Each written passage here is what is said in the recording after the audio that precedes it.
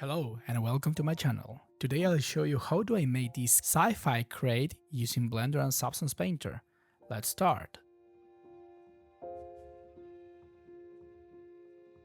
I started with a really simple blockout, nothing fancy, just a basic shape to get a sense of the overall form. I added a few cuts in specific areas where I knew I wanted some depth or separation later on. At this stage, I'm mostly focused on getting the proportions right and setting up a solid base to build on. I didn't use any fancy cutting add-ons or anything like that, just basic Blender tools like extrude and loop cuts. Keeping it simple really helps me stay in control of the shape and not overcomplicate things too early.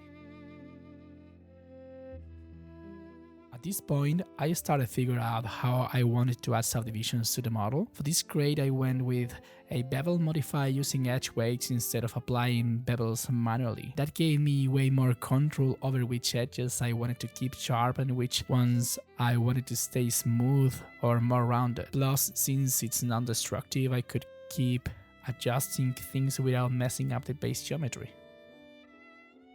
After that, I started adding more detailed elements, trying to push the sci-fi look a bit further. I didn't have a concept to follow this time, just some references from Pinterest to get the vibe right. Honestly, I like working this way sometimes. It forced me to be more creative and make design decisions on the fly. It's a good exercise, especially for those situations where you need to model something but don't have a solid concept to rely on from the start. One of the details I added was a simple pattern of circles on the top of the crate. The idea here was to use it later for baking in Substance Painter rather than actually modeling all that geometry. It's a nice way to add complexity to the surface without making the mesh too heavy, especially when the details don't need to affect the silhouette.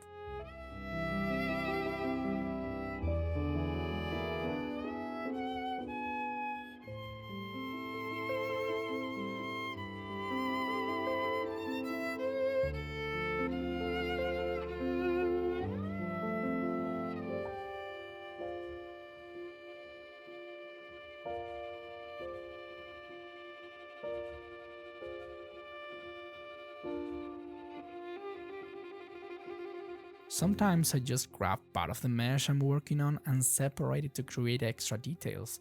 It's super helpful because I can keep the mirror modifier on the main model and not mess with it. It saves time and keeps everything clean, especially when I want to stay symmetrical and don't need to redo the wall setup.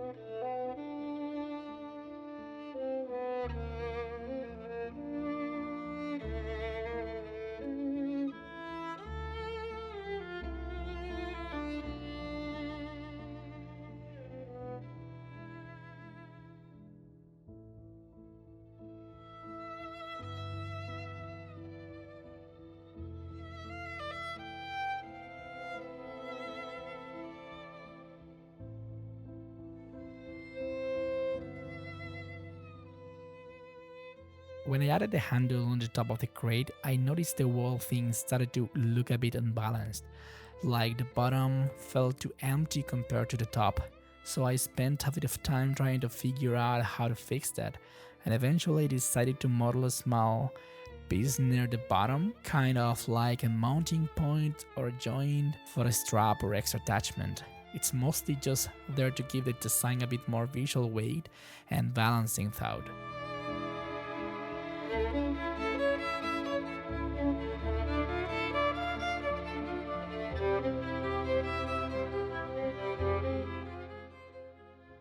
Next, I decided to model the inside of the crate. I added some simple hinges to define the pivot point so I could open the box. With that done, I was able to rotate the lid into the perfect position and start working on a simple interior. Nothing too complicated, but something that will still be useful and add to the overall design.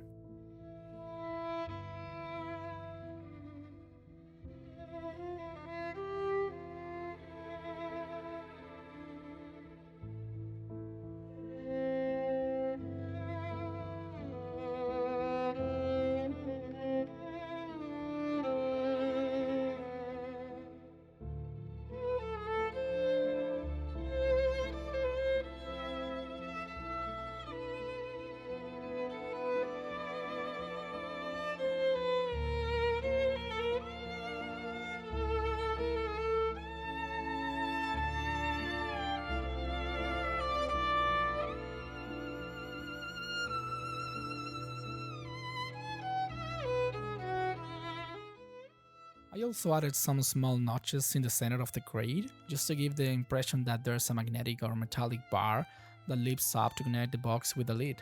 It's a simple detail, but it helps sell the idea that there's a basic mechanism holding everything together.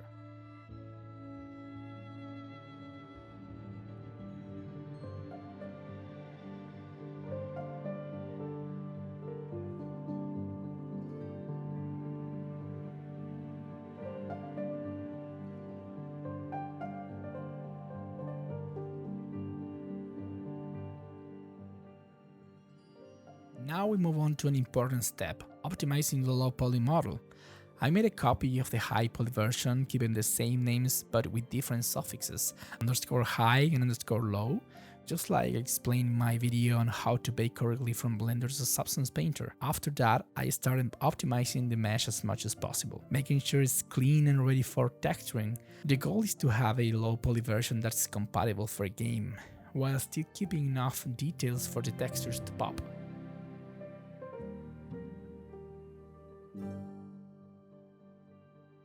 A key point to mention is that triangles are actually really useful and necessary when optimizing a model for a game, as long as the mesh doesn't need to deform or be articulated, like with an organic character model, where you need the best topology possible. Triangles work just fine. In this case, the goal is to find a balance between having a decent mesh structure and optimizing it with triangles. We want to make sure it's clean and efficient without adding unnecessary complexity, especially for a game engine.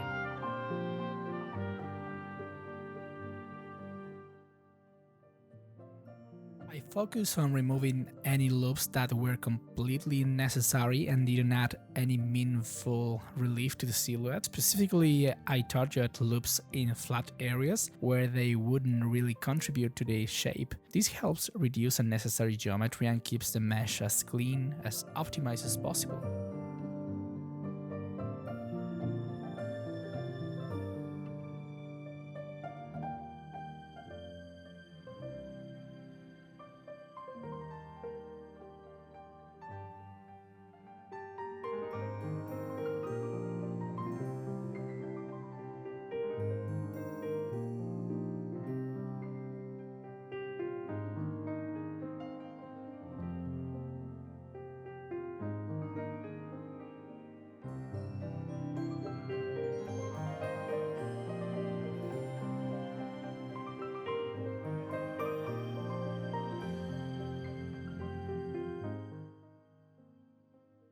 Of course, for some people, doing retopology from scratch might be the best option, but personally, I find it easier to just simplify the existing model and reduce its geometric density. The key here is to focus on the silhouette and make sure that the low poly model doesn't stray too far from the high poly shape. You want to maintain that overall form without adding unnecessary detail.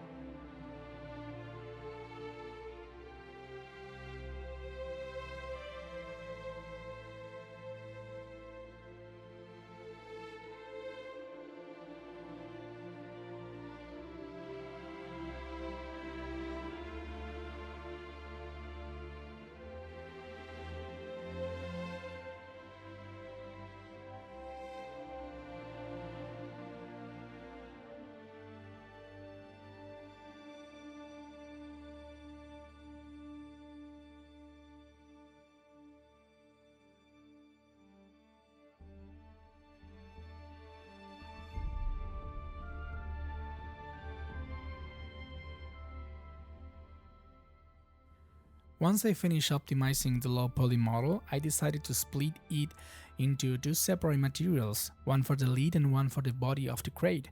That way I can make sure each part gets a decent texture resolution. Then I moved on to optimizing the UVs to get the best textile density possible.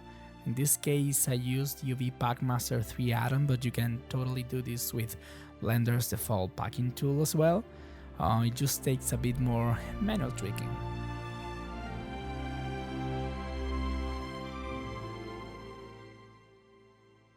I started painting the high poly model using Vertex colors with my custom ID palette, which by the way is completely free and you can find it linked in the description of this video. This helps Substance Painter identify which parts of the model should be assigned to specific materials. It's a really useful way to set up masks ahead of time and speed up the texture process later on.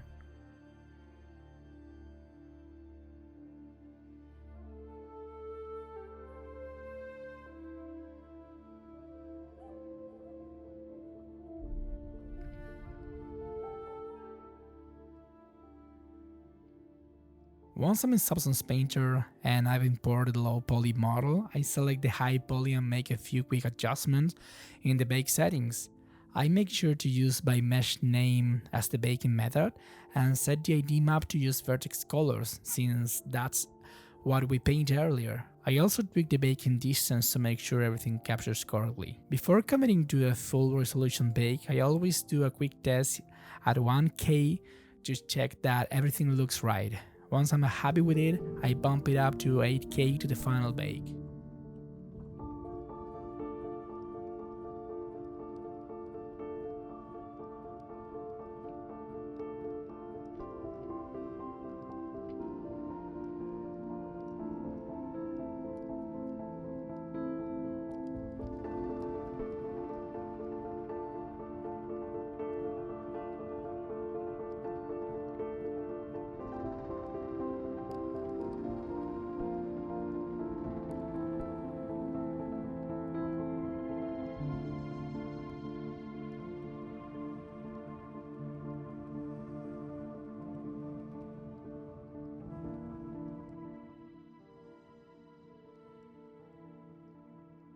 I also ended up rebaking the lid because the first time I baked it the wrong angle. I noticed that the bake lighting generator looked too bright on the lid compared to the rest of the crate, so I re-imported just the lid in a horizontal position instead of rotated, rebaked it, and that completely fixed the issue.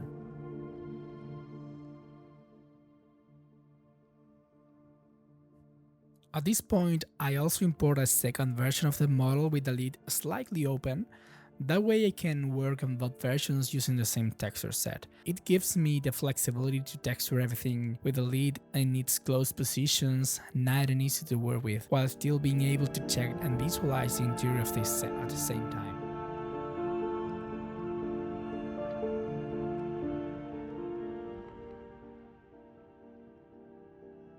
Okay, so the rest of the texturing process is really all about creativity, trying things out, making mistakes and adjusting along the way.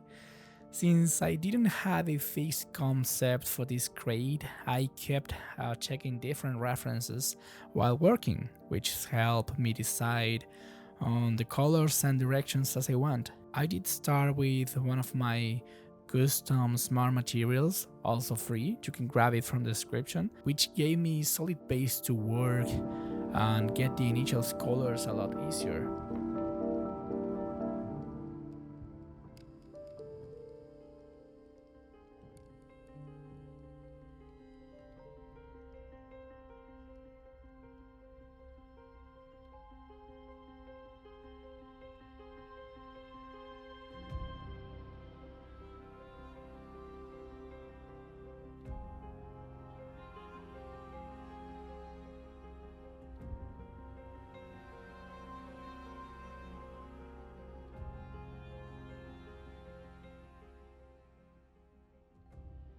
It's also worth mentioning that for this model, I went with a more realistic look instead of my usual stylized approach. Because of that, I decided to add small micro details that I usually skip when working on stylized assets. Things like subtle surface wear, the variation, and edge imperfections. It really helps push the realism a bit more and makes the surface feel more grounded.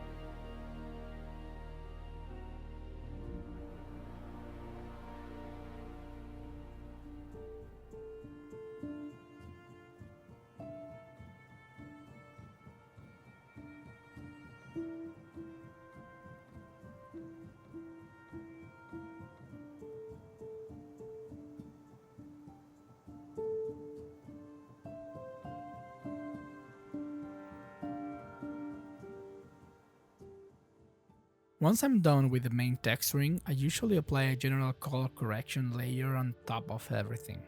It helps me tweak the overall contrast and adjust any dominant colors that might feel off. It's a small final step, but it can really bring the whole texture together and make it pop a bit more.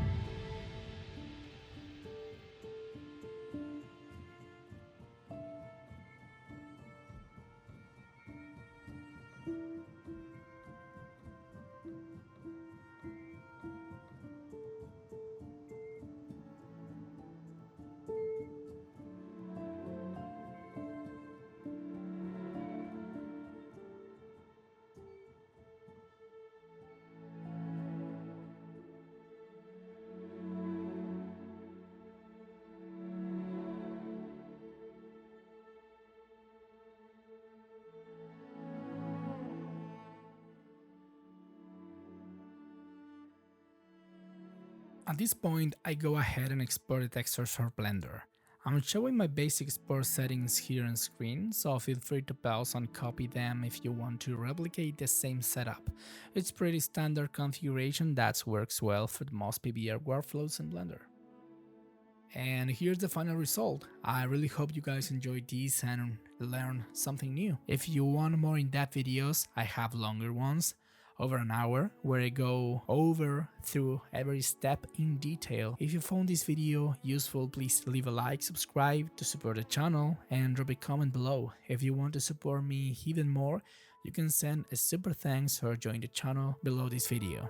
Thank you so much, and I'll see you in the next video.